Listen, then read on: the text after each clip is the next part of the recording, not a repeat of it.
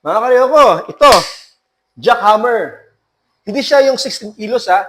Ito, ano to, 23 kilos to, mabigat to, malaki to, ang laki ng ulo. Oh. May sasama siyang chipping ano, chisel na flat, tapos may pointed siya kasama itong pointed niya. So, medyo mabigat po ito at saka naka-hard case siya na plastic.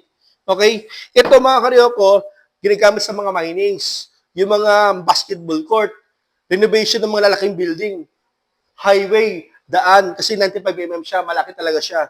Okay? So, makita mong size niya, oh. Ang laki niya, no? Mahaba ito mga karyoko. Ito, binibili sa ibang mga online ng 16,000, di ba? Mga 15,000.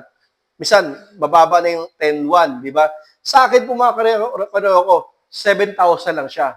7,000. Dati 7,500 to, ngayon 7,000 na lang.